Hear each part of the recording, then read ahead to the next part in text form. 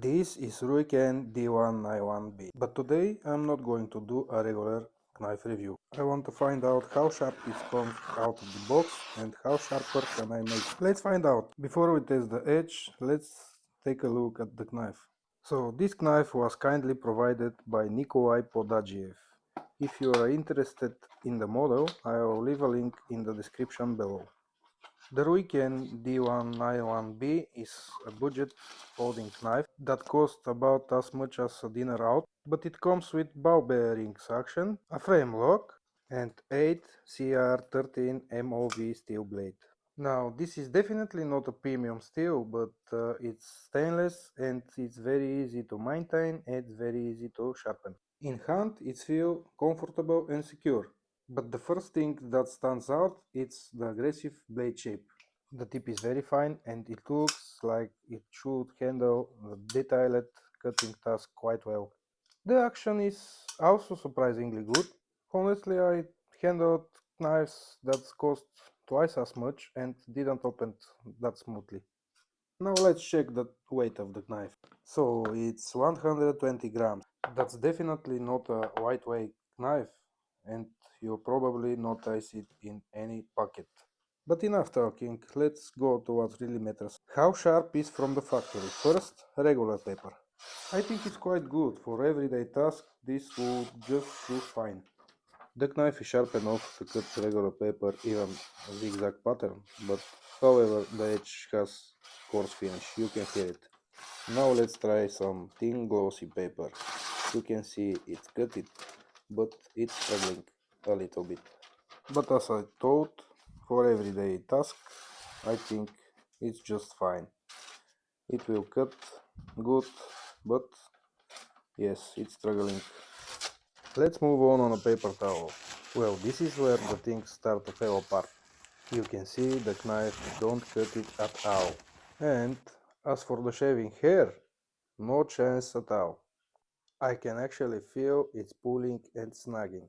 So the factory edge is usable, but I think we can do it a lot better than this. So let's sharpen it. I'll start with KDTU 650 Razor Cut CBN and I will use just two stones, fabric angle, which was 21 degree per side. And as usual, when I have a burr both sides of the awl blade, I'll start to removing it with CBN Expert Pro Poltava 1500 grit. This is resin bonded stone, so it's quite good for finishing. Guys, I think this step is most important step in sharpening. When we remove the burr properly, the edge start to be extremely sharp, and you can see I am very gentle and very slow. After these steps, sometimes I don't stropping at all, but for this video I'll use just kangaroo leather strop, clean leather. I'll make a few movements just to be sure the burr is fully removed. And yeah, I know you will say you need to strop, the stropping is better, but guys, I have a lot of experience, I have a lot of strops.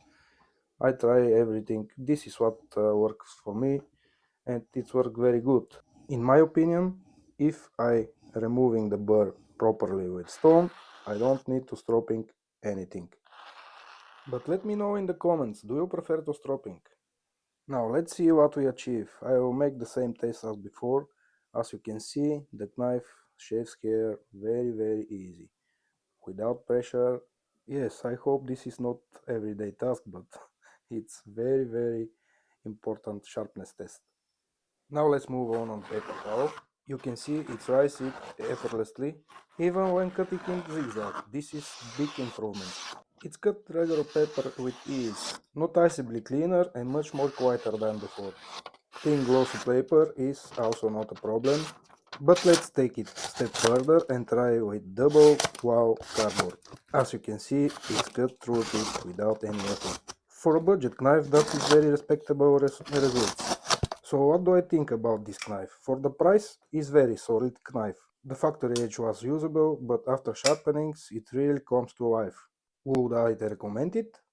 Yes, especially if you're looking for affordable EDC knife that responds very well to sharpening. Thanks for watching and see you soon, guys.